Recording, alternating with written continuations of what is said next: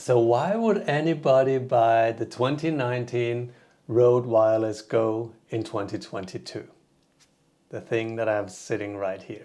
Well, I did, and in this video I'm gonna tell you why. First, let's talk sound. I wanted good, crisp sound, and you're listening to it right now, and I think the sound from this Wireless GO is really, really good. Next, use cases. I already owned a mic, this shotgun mic from RØDE.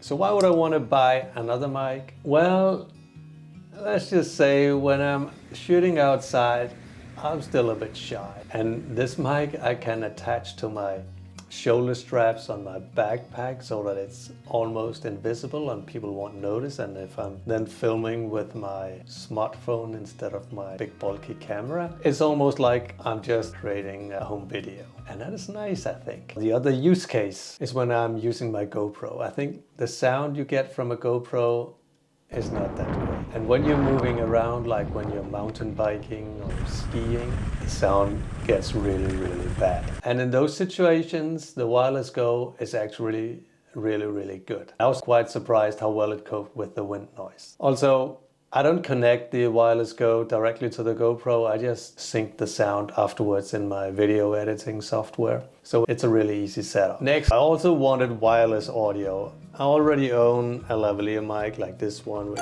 comes with loads of cable, and it's just a big mess when you're out and about, especially when you're filming with the GoPro, but also if you were to film with your phone, it's just too much cable, too much trouble. So I wanted something wireless.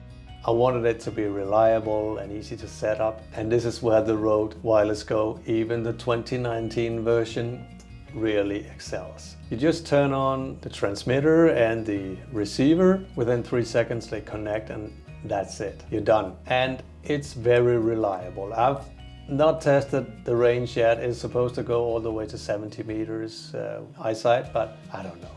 For my purposes, it works really well. It's never stopped working, and the wireless transmission is just great. The only setting that I adjust is the gain setting on the receiver, and it's always sitting in the lowest possible position. And that's it. Great sound with little effort. Let's talk a little bit about the form factor.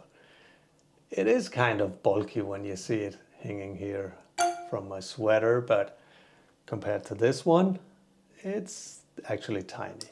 And it's lightweight too. But I would have loved if it was even smaller and I could hide it somewhere. But you can buy some additional accessories that will let you hide the transmitter. But when I'm using it outdoors, I just always bring my backpack and clip it onto the backpack strap, and then it's kind of invisible. Let's talk price. Price was definitely a big factor when I made my decision. I only had to pay 120 euros for this mic compared to 195 for the second edition of it, or even 240 if I wanted 2 transmitters. And the DJI Mic is even way more expensive. And yes, there are cheap no-name options out there, but I didn't want to take the risk. And at 120 euros, I think this mic is a steal. So isn't there anything that I don't like about this mic?